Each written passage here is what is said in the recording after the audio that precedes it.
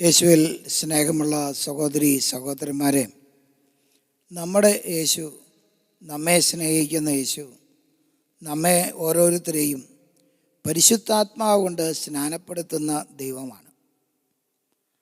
ഇപ്രകാരമാണ് യേശു നമുക്ക് ഈ വാഗ്ദാനം നൽകിയിരിക്കുക.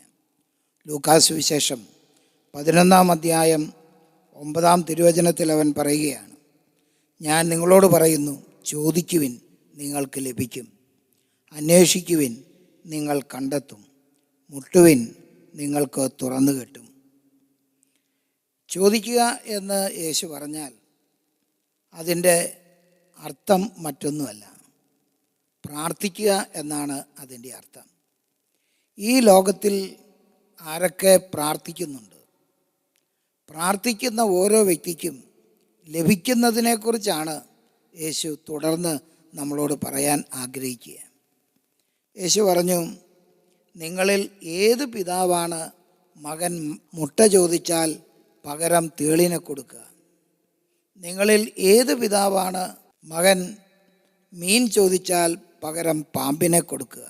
മക്കൾക്ക് നല്ല ദാനങ്ങൾ കൊടുക്കാൻ നിങ്ങൾക്കറിയാമെങ്കിൽ നിങ്ങളെ സ്നേഹിക്കുന്ന സ്വർഗസ്ഥനായ പിതാവ് തന്നോട് ചോദിക്കുന്നവർക്ക് എത്രയധികമായി പരിശുദ്ധാത്മാവിനെ നൽകുകയില്ല.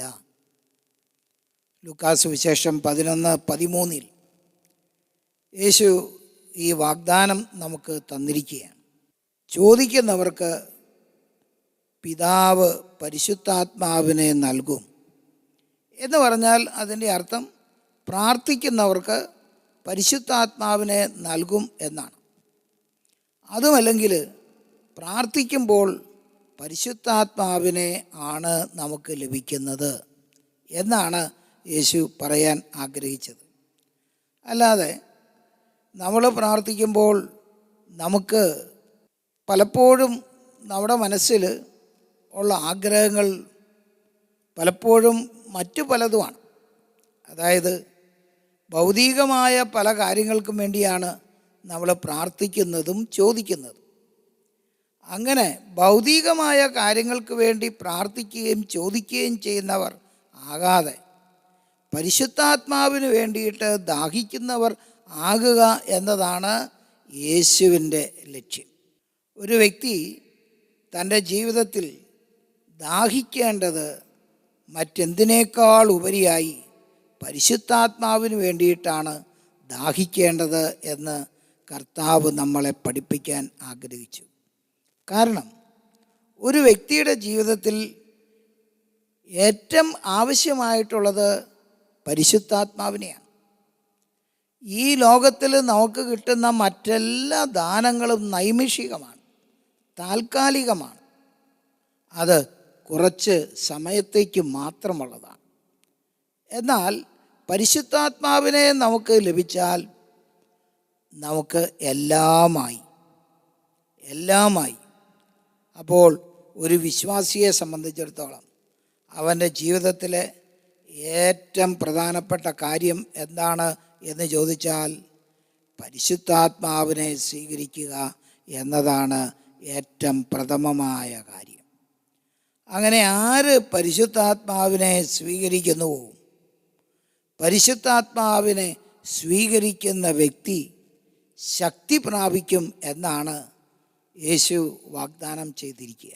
അപ്പസ്തോല പ്രവർത്തനം 1-ാം അധ്യായം 8-ാം തിരുവചനത്തിൽ തൻ്റെ സ്വർഗാരോഹണത്തിന് മുമ്പായി ശിഷ്യരോട് യേശു പറഞ്ഞു, നിങ്ങൾ ഈ നഗരം വിട്ടു പോകരുത്.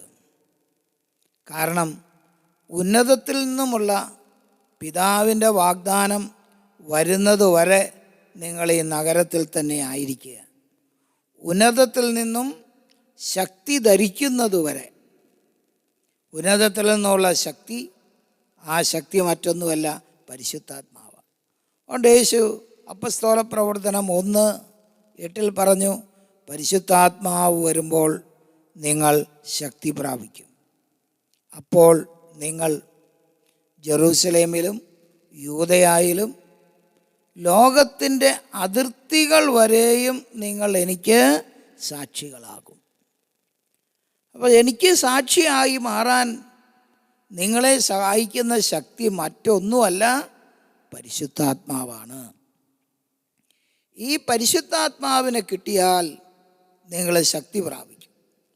ശക്തി പ്രാപിക്കുക വെച്ചാൽ പരിശുദ്ധാത്മാവാകുന്ന ശക്തിയെ നമുക്ക് കിട്ടിക്കഴിഞ്ഞാൽ പിന്നീട് പ്രിയപ്പെട്ടവരെ, നമ്മുടെ ജീവിതത്തിൽ നമുക്ക് ആവശ്യമുള്ളതെല്ലാം കിട്ടി, എല്ലാം നമുക്ക് ലഭിച്ചു. എല്ലാം ലഭ്യമാക്കുന്ന ദൈവത്തിൻ്റെ കൃപയാണ് പരിശുദ്ധാത്മാവ്. എല്ലാം ലഭ്യമാക്കുന്ന ദൈവത്തിൻ്റെ കൃപയാണ് പരിശുദ്ധാത്മാവ്. ആ പരിശുദ്ധാത്മാവിനെയാണ് യേശു നമുക്ക് തരാൻ ആഗ്രഹിച്ചത്, ശിഷ്യന്മാർക്ക് വാഗ്ദാനം ചെയ്തത്. അതുകൊണ്ട് യേശു പരിശുദ്ധാത്മാവിനെ കൊടുക്കാൻ വേണ്ടി അവരോട് നഗരത്തിൽ തന്നെ ആയിരിക്കാൻ പറഞ്ഞു. നഗരത്തിൽ തന്നെ ആയിരിക്കാൻ പറഞ്ഞപ്പോൾ അവർ ചെയ്തത് എന്താണ്? യേശുവിൻ്റെ മനസ്സ് മനസ്സിലാക്കി അവർ പരിശുദ്ധ അമ്മയുടെ സാന്നിധ്യത്തിൽ, അമ്മയുടെ നേതൃത്വത്തിന് കീഴിൽ അവർ ഒരുമിച്ച് ചേർന്ന് 10 ദിവസത്തെ നീണ്ട പ്രാർത്ഥനയിലേക്ക് അവർ പ്രവേശിച്ചു. അങ്ങനെ 10 ദിവസത്തെ പ്രാർത്ഥനയ്ക്ക് ശേഷം പന്തക്കുസ്താ തിരുനാളിൻ്റെ ദിവസത്തിൽ അവരുടെ മേൽ പരിശുദ്ധാത്മാവ് ഇറങ്ങി വന്നു. അവർ ഏക മനസ്സോടെ ഒരുമിച്ച് ചേർന്ന് പ്രാർത്ഥിക്കുകയായിരുന്നു എന്ന് അപ്പസ്തോല പ്രവർത്തനം 1-ാം അധ്യായം 14-ാം തിരുവചനത്തിൽ നമ്മൾ കാണുകയാണ്. അങ്ങനെ പ്രാർത്ഥിച്ചിരുന്ന ശിഷ്യ സമൂഹത്തിൻ്റെ മേൽ പരിശുദ്ധാത്മാവ് ഇറങ്ങി വരികയാണ്. പ്രിയ സഹോദര, പ്രിയ സഹോദരി, നമ്മൾ പ്രാർത്ഥിക്കുമ്പോൾ നമുക്ക് ലഭിക്കുന്നത് പരിശുദ്ധാത്മാവിനെയാണ്. അപ്പസ്തോല സമൂഹം വളരെയേറെ ഭയപ്പെട്ടു. അവരെ സാൻഹദ്രീൻ സംഘം വിളിച്ച് ഭീഷണിപ്പെടുത്തി. യേശുവിൻ്റെ നാമത്തിൽ ഇനി ഒരിക്കലും സംസാരിക്കരുതെന്ന് പറഞ്ഞു. അപ്പസ്തോല പ്രവർത്തനം 4-ാം അധ്യായം 23 തൊട്ട് 31 വരെയുള്ള വചനങ്ങൾ നോക്കുക. ഭയപ്പെട്ട അപ്പസ്തോല സമൂഹം കൈകൾ ഉയർത്തി ദൈവസന്നിധിയിലേക്ക് അവർ ഉയർന്ന ശബ്ദത്തിൽ പ്രാർത്ഥിക്കാൻ തുടങ്ങി. ആ പ്രാർത്ഥന കഴിഞ്ഞപ്പോൾ തിരുവചനം രേഖപ്പെടുത്തുകയാണ്, അവർ സമ്മേളിച്ചിരുന്ന ഭവനം കുലുങ്ങി. അവരെല്ലാവരും ധൈര്യം കൊണ്ട് നിറഞ്ഞു. അവരുടെ മേൽ പരിശുദ്ധാത്മാവ് ഇറങ്ങി വന്നു. ധൈര്യപൂർവം അവർ സുവിശേഷം പ്രസംഗിക്കാൻ തുടങ്ങി. പ്രിയപ്പെട്ടവരെ, പരിശുദ്ധാത്മാവ് നമ്മുടെ ജീവിതത്തിൻ്റെ ഓരോ ആവശ്യങ്ങളിലും വന്ന് നിറഞ്ഞ് വേണ്ടത് ചെയ്തു തരുന്ന ആത്മാവാണ് പരിശുദ്ധാത്മാവ്. അതുകൊണ്ടാണ് യേശു നിങ്ങൾക്ക് പരിശുദ്ധാത്മാവിനെ സ്വീകരിക്കാതെ എവിടെയും പോകരുത്.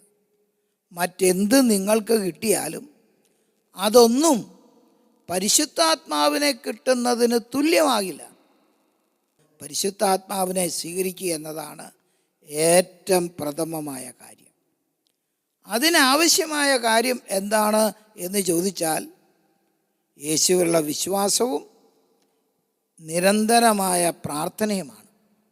പ്രാർത്ഥിച്ചിരുന്ന സമൂഹങ്ങളുടെ മേലാണ്, പ്രാർത്ഥിച്ചിരുന്ന വ്യക്തിയുടെ മേലാണ് പരിശുദ്ധാത്മാവ് വന്ന് നിറഞ്ഞത്. പരിശുദ്ധ അമ്മ ഒരു പ്രാർത്ഥിക്കുന്ന മകളായിരുന്നു. അതുകൊണ്ട് പരിശുദ്ധ അമ്മയോട് ഇപ്രകാരം ദൈവത്തിൻ്റെ ദൂതൻ വന്ന് വാഗ്ദാനം ചെയ്തു. ലൂക്കാസ് വിശേഷം 1-ാം അധ്യായം 35-ാം തിരുവചനം, പരിശുദ്ധാത്മാവ് നിൻ്റെ മേൽ ആവസിക്കും, അത്യുന്നതൻ്റെ ശക്തി നിൻ്റെ മേൽ ആവസിക്കും, വരിയും, അത്യുന്നതൻ്റെ ശക്തി നിൻ്റെ മേൽ നിഴലിക്കും. അങ്ങനെ ദൈവത്തിൻ്റെ ആത്മാവ്, അത്യുന്നതൻ്റെ ശക്തി നിറഞ്ഞ മകളാണ്. അവളിൽ ഈ ശക്തി വന്ന് നിറയാൻ കാരണം അവളൊരു പ്രാർത്ഥനയുടെ വ്യക്തിയായിരുന്നു എന്നതുകൊണ്ടാണ്. ഈ ലോകത്തിൽ ആരെല്ലാം പ്രാർത്ഥിക്കാൻ മനസ്സ് കാണിക്കുന്നു അവരിലെല്ലാം പരിശുദ്ധാത്മാവ് വന്ന് നിറയും. വിശുദ്ധ അപ്പസ്തോല പ്രവർത്തനത്തിൻ്റെ ഗ്രന്ഥത്തിൽ നമ്മൾ കാണും 7 തവണ പന്തക്കുസ്ത അനുഭവങ്ങൾ ഉണ്ടാകുന്നുണ്ട്. ഈ 7 പന്തക്കുസ്ത അനുഭവത്തിലും പരിശുദ്ധാത്മാവ് ഇറങ്ങി വരുന്നത് അവർ പ്രാർത്ഥിക്കുമ്പോഴാണ്. നമുക്കും പ്രാർത്ഥനയിലേക്ക് പ്രവേശിക്കാം, ഈ ആരാധനയിലേക്ക് പ്രവേശിക്കാം. ഈ ആരാധന നമുക്ക് പരിശുദ്ധാത്മാവിൻ്റെ അഭിഷേകം നൽകുന്ന ആരാധനയായി മാറട്ടെ.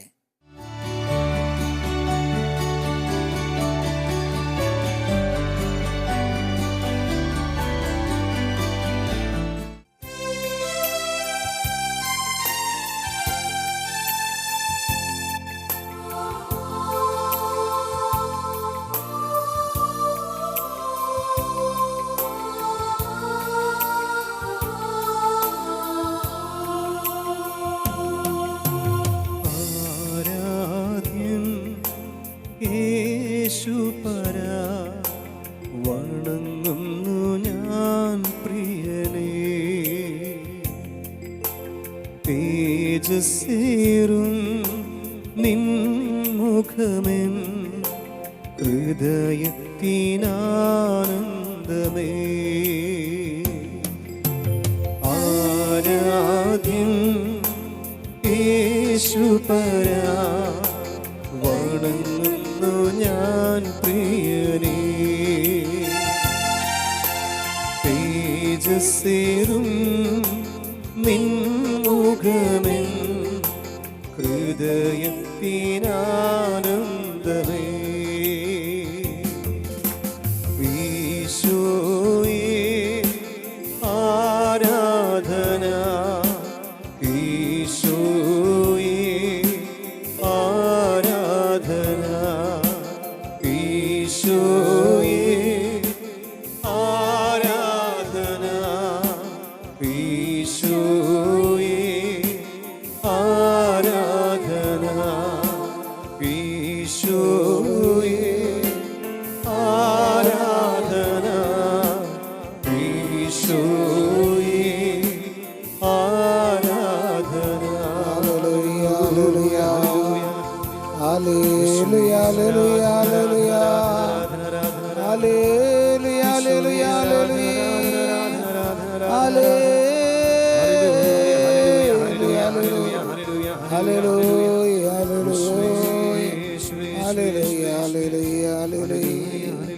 ഹല്ലേലൂയ, ഹല്ലേലൂയ, ഹല്ലേലൂയ, ഹല്ലേലൂയ,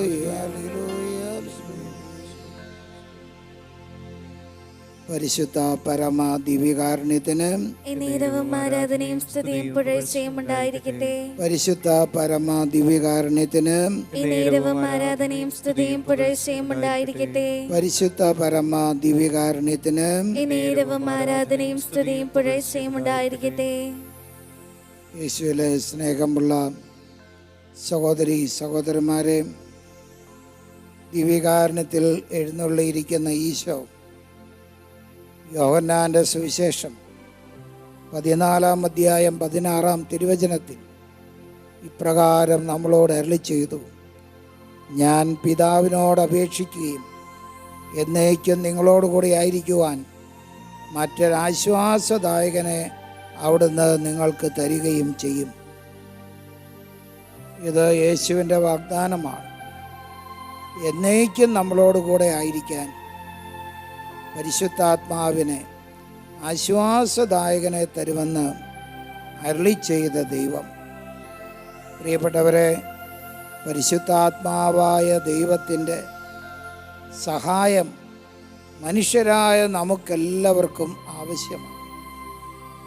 അതുകൊണ്ടാണ് യേശു തന്നെയും തൻ്റെ പരസ്യജീവിതം ആരംഭിക്കുന്നതിന് മുമ്പായി ജോർദാൻ നദിയിൽ ഇറങ്ങി സ്നാനപ്പെട്ടു. ആ സ്നാന സമയം ആകാശത്ത് നിന്ന്, സ്വർഗത്തിൽ നിന്ന് പരിശുദ്ധാത്മാവ് ഇറങ്ങി വന്ന് അവനെ ശക്തിപ്പെടുത്തി. പ്രിയപ്പെട്ടവരെ, തുടർന്ന് യേശു മരുഭൂമിയിലേക്കാണ് പോയത്. മരുഭൂമിയിൽ മരുഭൂമിയിൽ അവൻ 40 ദിനരാത്രങ്ങൾ ഉപവസിച്ച് കഴിഞ്ഞു. ആ ഉപവാസ പ്രാർത്ഥനയുടെ പരിസമാപ്തിയിൽ നമ്മൾ കണ്ടുമുട്ടുകയാണ് യേശു എല്ലാ ആധിപത്യങ്ങളെയും എല്ലാ പൈശാചിക ശക്തികളെയും പരാജയപ്പെടുത്തുന്ന വലിയ ശക്തി സ്വീകരിച്ച് ഇതാ തൻ്റെ പരസ്യ ശുശ്രൂഷ അതിശക്തമായിട്ട് പ്രവർത്തിക്കുവാൻ കരുത്തോടുകൂടെ ഗലീലയിലേക്ക് വരുന്ന ഈശോ. അപ്പോൾ 40 ദിവസത്തെ പ്രാർത്ഥനയും ഉപവാസവും പരിശുദ്ധാത്മാവിൽ ശക്തിപ്പെടാൻ അത് അനുഗ്രഹമായിട്ട് മാറി യേശുവിന്. എന്തേ ദൈവം തന്നെയായ ദൈവത്തിൻ്റെ പുത്രനായ യേശുവിന് വീണ്ടും ഒരു പ്രാർത്ഥന, ആത്മാവിലുള്ള സ്നാനപ്പെടൽ ഇതെല്ലാം ആവശ്യമായിരുന്നു എന്ന് നമ്മെ ചിലരെല്ലാം ചോദിച്ചേക്കാം. എന്നാൽ ഒരു സത്യം നമുക്ക് വെളിപ്പെടുത്തി തരാൻ വേണ്ടിയാണ് യേശു അത് ചെയ്തത്. യേശു ദൈവമാണ് എന്നത് ശരിയാണെങ്കിലും ഇപ്പോഴവൻ മനുഷ്യനും കൂടിയാണ്. മനുഷ്യാവതാരം ചെയ്ത യേശു മനുഷ്യനും കൂടിയാണ്. അതുകൊണ്ട് ദൈവം തൻ്റെ മക്കളായ മനുഷ്യരോട് പറയുകയാണ്, പരിശുദ്ധാത്മാവിൽ നിങ്ങൾ സ്നാനപ്പെടണം. പരിശുദ്ധാത്മാവിൽ സ്നാനപ്പെടുമ്പോഴാണ് നിങ്ങൾ ശക്തി പ്രാപിക്കുന്നത്.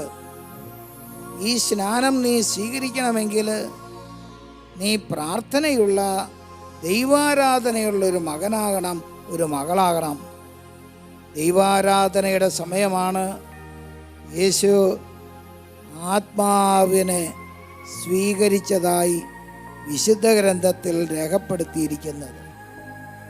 ഇതുപോലെ ഓരോ മനുഷ്യനും, എന്നിൽ വിശ്വസിക്കുന്ന ഓരോ മനുഷ്യനും പ്രാർത്ഥനയിലൂടെ പരിശുദ്ധാത്മാവിനെ സ്വീകരിക്കണം. അങ്ങനെ സ്വീകരിക്കുന്നവനെ വിട്ടുപിരിയാതെ ദൈവത്തിൻ്റെ ആത്മാവ് ഉണ്ടാകും. എന്നിട്ട് വിശുദ്ധ പൗലോസ് അപ്പോസ്തലൻ ഈ സംഭവിച്ചതിനൊക്കെ ഒരു വിശദീകരണമായിട്ട് ഇങ്ങനെ രേഖപ്പെടുത്തിയിരിക്കുകയാണ്. റോമാലേഖനം 8-ാം അധ്യായം 14-ാം തിരുവചനത്തിൽ അവൻ പറഞ്ഞു, ദൈവാത്മാവിനാൽ നയിക്കപ്പെടുന്നവർ ആരോ അവരാണ് ദൈവത്തിൻ്റെ മക്കൾ. ദൈവമക്കൾ ആത്മാവിനാൽ നയിക്കപ്പെടുന്നവരാണ്, ദൈവാത്മാവിനാൽ നയിക്കപ്പെടുന്നവരാണ്. ആ ദൈവാത്മാവിൽ സ്നാനം സ്വീകരിച്ച് ആത്മാവിനാൽ നയിക്കപ്പെടുന്ന ജീവിതമാണ് ക്രിസ്തീയ ജീവിതം. ഈ ജീവിതം, ആത്മാവിൽ സ്നാനപ്പെടുന്ന ജീവിതം എനിക്ക് തരണേ എന്ന് യേശുവിൻ്റെ മുമ്പിൽ നമുക്ക് പ്രാർത്ഥിക്കാം. ഈ ആരാധനയിൽ പങ്കുചേരുന്ന എല്ലാവരും ഈ സമയം തന്നെ അത്ഭുതകരമായ സ്നാനത്തിൻ്റെ കൃപ, ദൈവാത്മാവിൽ പൂരിതയാകുന്ന കൃപ സ്വീകരിക്കട്ടെ എന്ന് പ്രാർത്ഥിക്കാം. യേശുവേ നന്ദി, യേശുവേ സ്തോത്രം, ഹല്ലേലൂയ.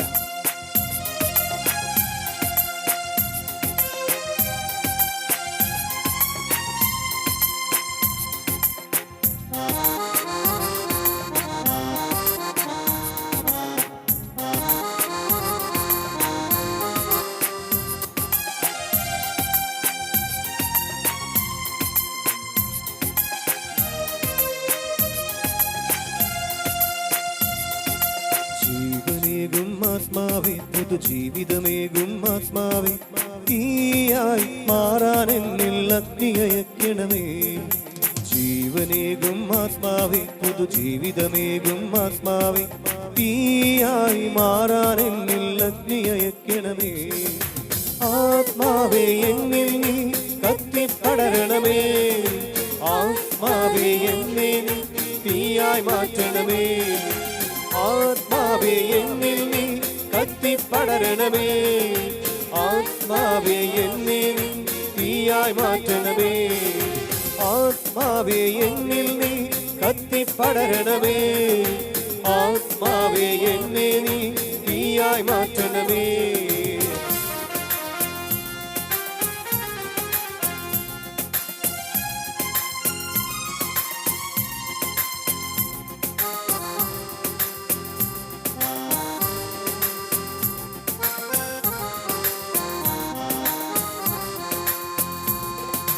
ഏലിയായുടെ ദൈവമേ അഗ്നി അയക്കണമേ.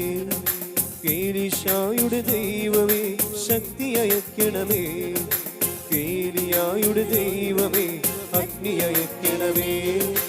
ഏലീശായുടെ ദൈവമേ ശക്തി അയക്കണമേ. ദാനിയേലിൻ ദൈവമേ എന്നെ ഉണർത്തണമേ. അഗ്നിയായി ശക്തിയായി എന്നിൽ നിറയണമേ. ആത്മാവേ എന്നിൽ നീ കത്തിപ്പടരണമേ. ആത്മാവേ എന്നെ നീ തീയായി മാറ്റണമേ. എല്ലാവരും ചേർന്ന് ആത്മാവേ എന്നിൽ നീ കത്തിപ്പടരണമേ. ആത്മാവേ എന്നെ നീ തീയായി മാറ്റണമേ. ഹല്ലേലൂയ, ആത്മാവേ എന്നിൽ നീ ഹല്ലേലൂയ, കത്തിപ്പടരണമേ. യേശുവേ, ആത്മാവേ എന്നെ നീ ആത്മാവേ തീയായി ഞങ്ങളെ മാറ്റണമേ. കത്തിപ്പടരണമേ. ആത്മാവേ ഞങ്ങളെ എന്നിൽ നീ തീയായി നീ കത്തിപ്പടരണമേ. ഈ ജീവിതം മുഴുവൻ അങ്ങേക്ക് വേണ്ടി സമർപ്പിതമായി പുതിയ മകനായി പുതിയ മകളായി ജീവിക്കുവാൻ വേണ്ട കൃപയും അനുഗ്രഹവും ഞങ്ങളിൽ ചെറിയണേന്ന് ദാഹിക്കുന്നു.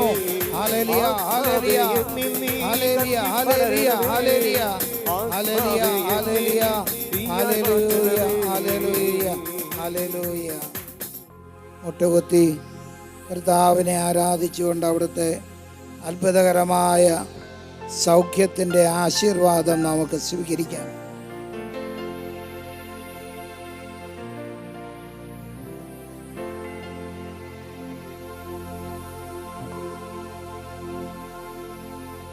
ആരാധന ആരാധന ആരാധന ആരാധന ആരാധന